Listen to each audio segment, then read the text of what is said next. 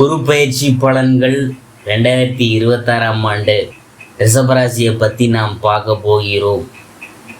அதில் குடும்பம், இதுவரையில் உங்கள் ராசிக்கு வாக்கு, தனம் ஆகிய ராசிகளில் வலம் வந்த குரு பகவான் இனி அவரது உச்சராசியும் திருதய ஸ்தானமானமாகிய 3ஆம் இடமாகிய கடகத்திற்கு மாறுகிறார்.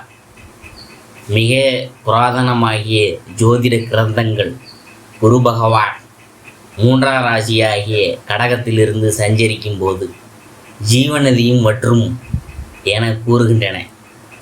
அதாவது எவ்வளவு வருமானம் வந்தாலும் அவை அனைத்தும் வீண் செலவுகளில் விரயமாகிவிடும் என்பதே இதன் பொருள். ஆதலால் அடுத்து வரும் சுமார் 1 வருட காலத்திற்கு வருமானம் நல்லபடி இருந்தும் வீண் செலவுகளில் பணம் விரயமாகிவிடும் என்பதே இதன் கருத்து. அதனால் பணத்தை எண்ணி எண்ணி செலவழிக்க வேண்டும், இல்லாட்டி பிறர் உதவியை நாட வேண்டியதிருக்கும். திருமண முயற்சிகளில் வரன் அமைகிறது தாமதப்படும். வைத்திய செலவுகளிலும் பணம் செலவழியும். கூடிய வரையில் கைப்பணத்தை சிக்கனமாக செலவழிக்கிறது தான் அவசியம் என்பது கருத்து. விவாக வயதில் பெண் அல்லது பிள்ளை இருந்துச்சுன்னா வரன் அமைகிறதுல தடங்கல்கள் உண்டாகும். கணவன் மனைவிக்கிடையே பரஸ்பர அந்யுன்யம் பாதிக்கப்படும். சிலருக்கு வீடு மாற்றம் ஏற்படக்கூடும். சொந்த வீட்டை விற்க வேண்டிய நிர்பந்தமும் ஏற்படக்கூடும். நெருங்கிய உறவினரிடையே உறவும் ஒற்றுமையும் பாதிக்கப்படும். உத்தியோகம், அர்த்தாஷ்டக ராசியில் சூரியனும் ஜீவனஸ்தானத்தில் சனி பகவானும் சஞ்சரிக்கிறதுனால வேலை சுமையும் பொறுப்புகளும் அதிகரிக்கும். சக ஊழியர்களின் ஒத்துழைப்பு குறையும்.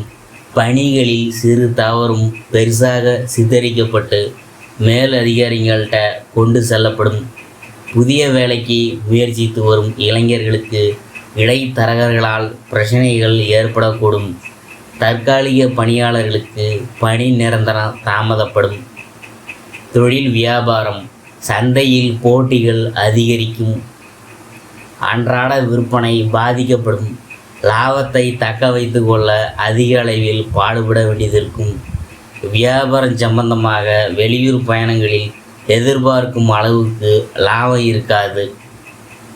புதுசாக தொழில் செய்கிறவங்களுக்கு நிதி உதவி தாமதப்படும். ஏற்றுமதி இறக்குமதி துறையினருக்கு வெளிநாடுகளிலிருந்து வரவேண்டிய பணம் மேலும் தாமதப்படும்.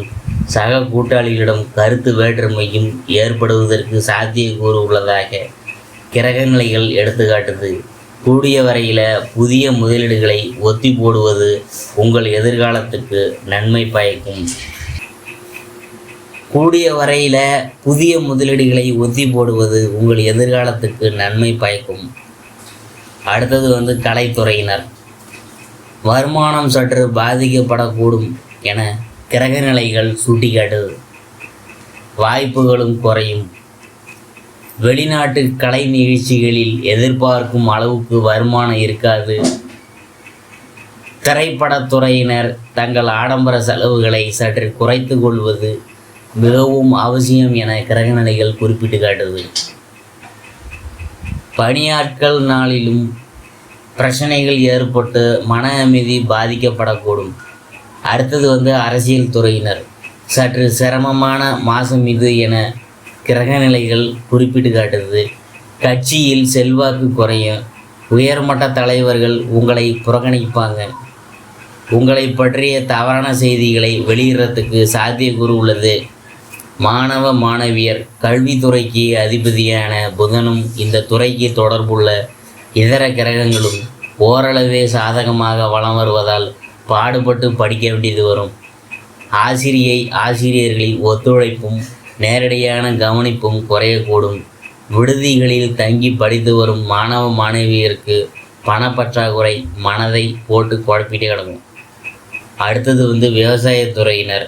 விவசாயத்துறை பெரும்பாலும் பூமிகாரர்களான செவ்வாய் மற்றும் சூரியன் ஆகிய 2 கிரகங்களின் அதிகாரத்தில் தான் இருக்குது. இவ்விரு கிரகங்களும் உங்களுக்கு சாதகமாக இருக்கிறதுனால நல்ல விளைச்சலும் வருமானமும் கிடைக்கும்.